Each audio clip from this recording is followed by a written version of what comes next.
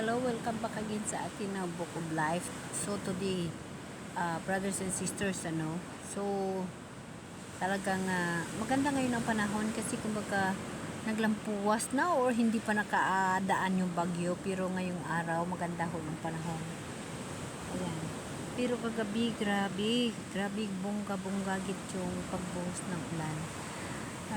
Pero ganun pa rin mga kapatid, alam niyo ba na talagang nagre-remind na sa atin ang tinatawag na kalibutan. Tinatawag na ang kabuhi sa kalibutan ay nagre-remind na kung saan talagang nasa step na tayo ng tinatawag na ikapitong silyo, na kung saan ang mahal na Diyos ay nananawagan o huling warning sa atin na magkaroon tayo ng tatak sa noo.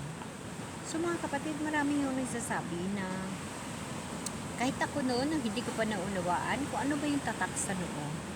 Yung tatak sa noo mga kapatid, yun ho, yung tinatawag na nasa isip natin, nasa noo natin ay ang mahal na Diyos, at yung panampalataya natin, lalo na ang desisyon natin, no? Kasi mga kapatid, ito ay isang bahagi ng buhay ko noong yesterday, Alam niyo ba na ako ay isang tao na ang panampalataya ko sa mahal na Diyos, ang kabuhi ko lahat ay inaasa ko sa mahal na Diyos. O kumbaga siya yung talagang buhay ko. Siya yung talagang inaasahan ko sa lahat sa kabuhi ko, no? Pero yung tentasyon mga kapatid nangyayari, pero ganun pa rin. Hindi ho ako pinababayaan ng mahal na Diyos. Lagi niya ho ako nire-remind. So, alam niyo ba yesterday mga kapatid, anong nangyari sa akin na kumbaga dapat supposed to be mga 7:30, no? 7:30 ang sundo ko. Tapos, usually, hinahatid ako ng mga 11 or pinakamataas na yan ang 12 to 12:30 after lunch. Pero ang nangyari kahapon, talagang umiba. Yun talaga siguro ang buhay, pag mayroong mga tentasyon, lalo pa pagdating sa espirituhan niya kabuhi. Just imagine mga kapatid na Sunday yesterday, hindi ho ako nag-going to church dahilan ho sa tinatawag na tawhanon na obligasyon. Pero alam nyo ba na dapat wag ho natin unahin ang tawhanon na obligasyon. Mas unahin ho natin ang obligasyon sa mahal na Diyos. Kasi hindi naman sinasabi ng mahal na Diyos na unahin mo ako at pabayaan mo yung pamilya at trabaho mo. Kundi ang sinasabi ng mahal na Diyos, unahin mo ako sa lahat ng mga plano mo sa kabuhi. Kasi hindi ko pababayaan ang pangangailangan mo. Pero mga kapatid, dahil ang sinasabi ko na ang tentasyon sa kabuhi talagang nandyan, So, ang nangyari sa akin mga kapatid na instead na magpunta ako sa church, inuna ko yung tawhanan ng obligasyon. Alam niyo ba kung anong nangyari sa akin?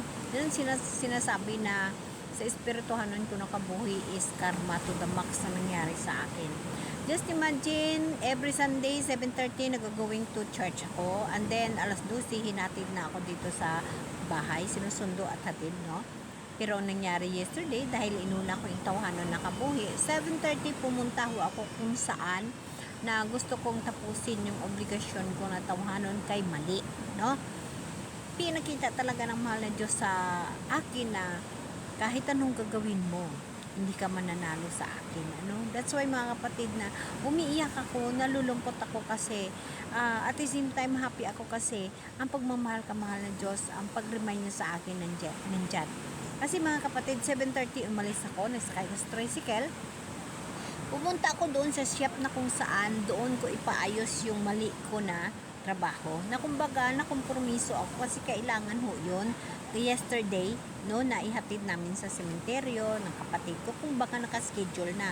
So, dahil mali yung ginawa ko, game priority ko kinabukasan. Hindi ho ako nagsimba, inuna ko ho yun. Kumbaga, ang tawhanon na nahiya ka, kay mali yung ginawa mo, tapos nakaschedule na, yung tawhanon ba na trabaho, nakapangkalibutanon, na inuna ko, So, mga kapatid, alam niyo ba kung ano nangyari? Again, 7:30, sumakay ako sa motor, dumating ako sa shop, nandoon yung nag-ayos. Ang sabi, kakain lang siya. Bumalik siya mga kapatid, mga alas 12. Ang ginawa ko doon, upo, tayo, kakaantay sa kanya, nagagawin niya yon. Pero hindi siya bumalik. Alas 12 na siya bumalik. Habang nakaupo ako doon mga kapatid, gutom. Kasi na oras, hindi pa ako nakapananghalian. At sa 7:30, nag-coffee lang ako. Kumbaga, yung breakfast ko, hindi rin maayos. Kasi nga, nagmamadali nga ako, no? So, ibig sabihin, pinakita talaga ni Lord sa akin na hindi ka mananalo, anak. Mahal kita, kaya i-remind kita na mali yung ginawa mo. Inuna mo yung tawhanon mo nga gawain kaysa akin. O, ayan, tingnan mo, walang nangyari. Mga kapatid, talong-talo ako kasi kung nagsimba ako, tapos nakapananghalian ba ako, alauna, nandiyan na ako, napagawa ko rin yung trabaho kasi alauna rin ginawa. Pagdating ko sa bahay, nabitbit ko na yung ginawa nga nagsasabi na ako, Lord, sorry, kasi kung nagsimba ho ako, ganun pa rin pala ang mangyari. Pagdating ko sa bahay, ito pa, sabi ng kapatid ko, bukas na lang ho tayo pupunta. So, ibig sabihin mga kapatid, pinapakita ng Holy Spirit ang mahal na Diyos sa akin na inuna mo yung tawanan mo ng trabaho. Kaya tingnan mo ano nangyari. Wala, talong-talo ka. Yes mga kapatid, talong-talo ho ako. Talo ho ako, hindi pa ako nakakain. Tapos nabuboryo ka lang doon sa kakaupo. Pagkatapos, pag hindi pa pala matuloy, no? So, ganun no mga kapatid na dapat unahin natin lagi ang mahal ng Diyos. Kasi sinasabi naman ni Lord na unahin mo ako kasi ako naman ang bahala sa pangangailangan mo. So, yun ang hinihingian ko ng patawad sa mahal ng Diyos dahil na dati sa reminder sa kabuhi ko na inuna ko ang tawhanon na pribiliyo, no?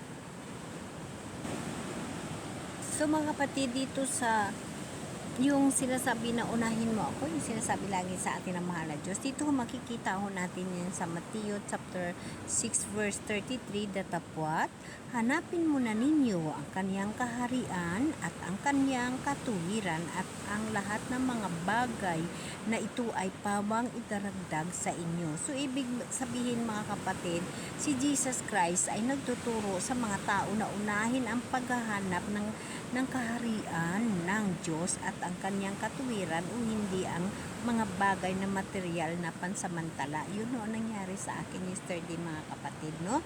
So, ibig sabihin mga kapatid, again, uunahin natin ang mahal na Diyos. Yun ang hinihingian ko ng patawad kay Lord kasi kahapon, yun nga ang pagkakamali ko. Again mga kapatid, uunahin natin lagi ang mahal na Diyos. Huwag niyo akong gayahin. At the same time, nagawa ko yun, pero ang bilis ng aksyon ho, ang bilis ng pag-reply ng mahal na Diyos sa remind sa akin. So, kumbaga, ang reminders ka mahal na Diyos sa akin yesterday is talagang nakamtan ko rin. Kaya napapasalamat ako sa mahal na Diyos. Hindi niya ako pinababayaan sa lahat na laban ko sa kabuhi. Amen? Amen. Kita-kita tayo mga kapatid sa live ko mamaya. Maghanap tayo ng magagandang mga nakasulat sa Bible upang mapag-aralan natin kasi mga kapatid, kailangan na natin maghanda sa panahon ngayon, lalo na nakikita ninyo yung panahon na kalibutan, ibang iba na yung daigdig. Amen? Amen.